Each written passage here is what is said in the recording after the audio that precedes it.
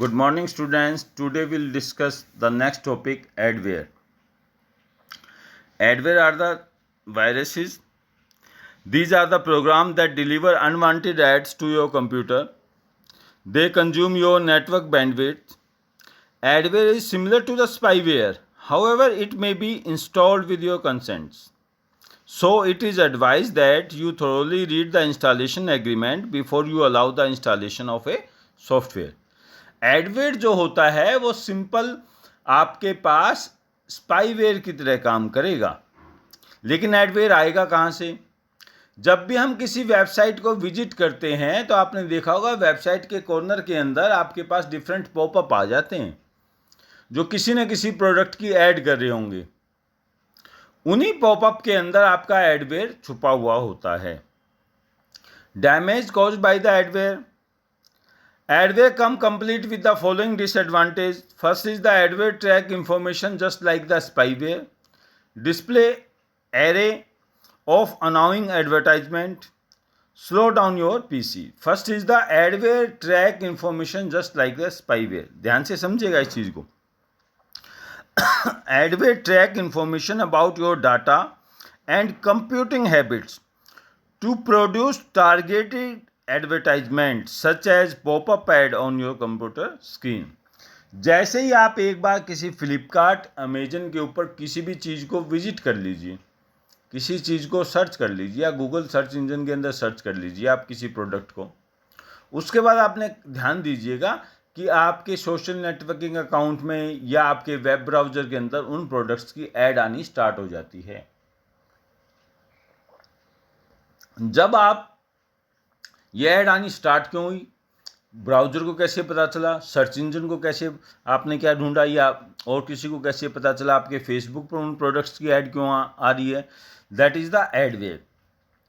Adware track information just like a spyware. Slow down the your system speed. The adware software working in the background and bombardment of ads can slow down your PC. जब एडवेयर जो होता है, जब ज़्यादा add आएंगे आपके system के ऊपर तो वेब ब्राउज़र जो है आपकी जिस साइट के ऊपर आप काम कर रहे हैं वो साइट का भी डाटा होता है, उसका भी लोड होगा और साथ में इन एड्स का भी लोड हो जाता है, जिसके कारण क्या है बैंडविड्थ क्या हो जाती है, उसको कंज्यूम करता है ये, और जिसके कारण आपकी सिस्टम की स्पीड क्या हो जाएगी, स्लो हो जाएगी. Next is the spamming. Spamming refer to the sending bulk mail, large number of mail by an identified or unidentified source. Spamming का मतलब है कि आपके पास बहुत लार्ज अमाउंट में मेल आई हुई है, लार्ज नंबर ऑफ मेल आई हुई है. In non malicious form bulk advertisement mail is sent to many account. In malicious form the attacker keeps on the bulk mail until the mail server run out of the disk space. देखिए दो तरह से होते हैं. जो एक तो आपको नुकसान नहीं पहुंचाना चाहते, वो क्या करते हैं कि डिफरेंट मेल आपके अकाउंट में ट्रांसफ़र करेंगे ताकि आप तक कोई इन्फॉर्मेशन पहुंच जाए. जैसे हम किसी प्रोडक्ट की पब्लिसिटी कर रहे हैं, कोई इंश्योरेंस एडवर्टाइजमेंट है, कोई बैंक की एडवर्टाइजमेंट है, वो मेल आपके पास आ रही है अनऑथराइज चैनल से या ऑथराइज चैनल से. वो क्या कहलाता है कि जनरल हम पब्लिक के पास अपनी बात पहुंचाना चाहते हैं. दूसरा क्या होता है कि जो आपको नुकसान पहुंचा सकता है. कैसे? आपके पास बहुत ज़्यादा large amount number of mail भेज देगा. मेल भेजने पर क्या होगा, मेल सर्वर है उसकी एक कैपेसिटी है इंडिविजुअल अकाउंट के लिए. जब डिस्क स्पेस भर जाएगा, दूसरी बात क्या है, मेल इतनी आएगी तो उन फालतू की मेल के अंदर ज़रूरी मेल भी होंगी.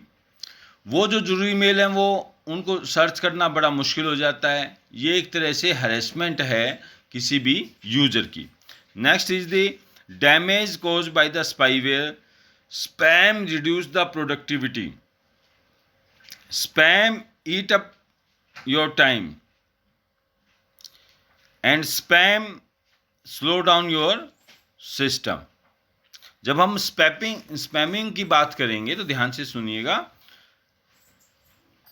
Eat up your time of productivity, reduce the productivity. Productivity means the billion of spam messages circulating across the internet can disrupt email delivery, degrade system performance and reduce the overall productivity.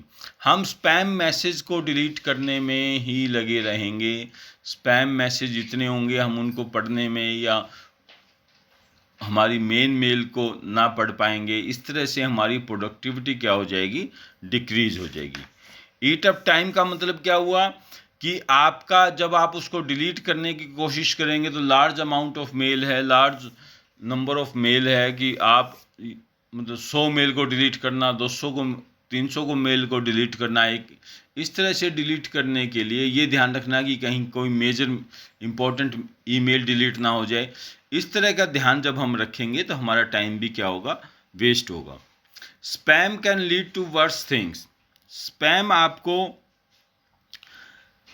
कहीं आपका नुकसान पहुंचाने वाली भी mail होती हैं, वो आपको फ्रॉड, ऑफेंसिव इन नेचर होती हैं। आपसे आपका जैसे मान लो एक स्पैम ने आपसे आपकी जनरल इन्फॉर्मेशन पूछ ली, उसके अंदर आपने अपनी पर्सनल इन्फॉर्मेशन दे दी। जब आप उस personal info that is the spam, वो पर्सनल इन्फॉर्मेशन क्या होगी, आगे जाके मिसयूज हो सकती है। तो इसलिए हम कहते हैं spam can lead to worse thing. Next is the topic 16.2.5 PC intrusion. Intrusion का मतलब होता है अतिक्रमण, अनुचित हस्तक्षेप। Every PC connected to the internet is a potential target for the hacker. Computer are under constant attack from the cyber vandals. PC instruction can cover in any of the following form. First is the sweeper attack, denial of service, password guessing. Sweeper attack का मतलब देखिएगा, this is the another malicious program used by the hacker. It sweep, delete all the data from the system.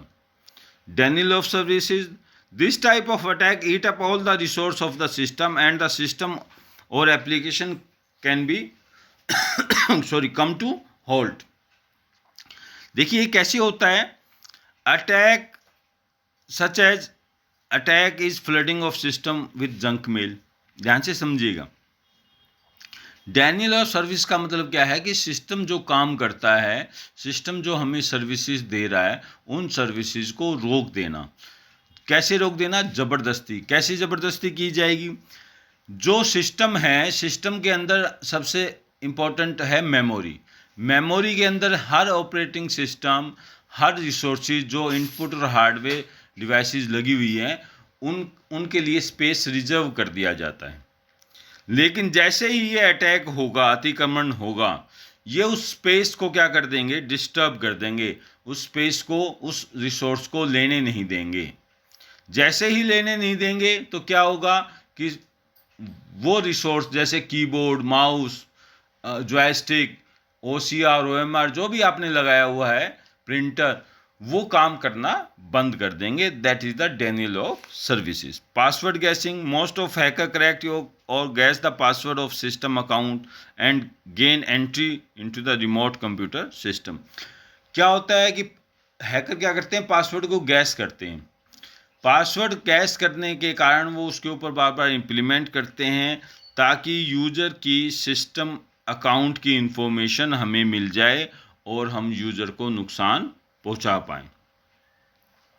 Next is the eavesdropping, means जासूसी। Unauthorised monitoring of other people communication is the eavesdropping. ध्यान से देखिएगा। Eavesdropping is a passive attack in which an attacker gain the access to the communication medium through which some communication is taking place and then listen to the communication and get information about the content of message. जासूसी में जैसे किया जाता है कि हम क्या करेंगे, किसी व्यक्ति का पीछा करते हैं, ऐसे ही सिस्टम के अंदर हमारा पीछा किया जाता है। अटैकर जिस मीडियम के थ्रू, जैसे व्हाट्सएप, फेसबुक, माइक, जो कोई भी आप उसके साथ कम्युनिकेशन के अंदर डिवाइसेज यूज़ कर रहे हैं, सॉफ्टवेयर यूज़ कर रहे हैं, उनको क्या करते हैं, वॉच करते हैं किससे बात हो रही है, क्या बात हो रही है, इवन उस बात को रिकॉर्ड कर लेते हैं ताकि वो उसका मिसयूज कर पाएँ। तो this is the eavesdropping, that is the जासूसी। Next is the phishing and farming. Phishing. It is a criminal fraud process of attempting to acquire sensitive information such as username, password, credit card information, and account. In phishing, an authentic looking email or website to track recipients into giving out of sensitive personal information.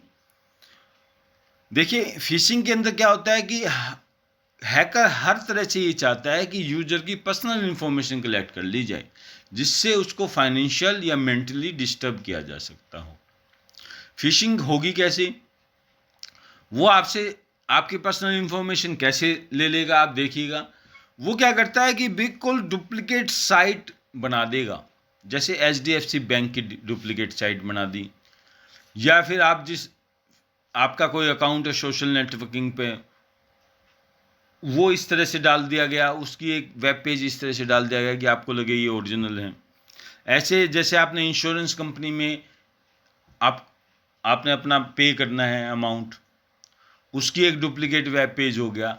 इस तरह से हूबहू दिखाई देने वाले web pages, जिसके अंदर आप user name, password, credit card information, account detail डालेंगे, और वो बेसिकली किसके पास जाएगी? हैकर के पास, जो आपको नुकसान पहुंचाएंगी। इस एक्ट को फिशिंग कहा जाता है।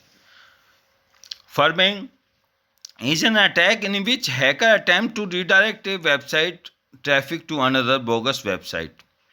Through farming attack, the attacker point you to the malicious website by redirecting the URL.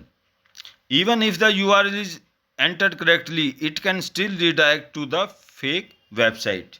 ध्यान से देखिएगा, क्या करेगा आपने, जैसे आपने डाला hdfcbank.com या halwasiaschool.com, इस तरह से आप कोई भी डाल दें, हैकर क्या करेगा कि जो एड्रेस है उसको अपनी वेबसाइट के ऊपर ट्रांसफ़र कर लेगा, उसको रीडायरेक्ट कर देगा।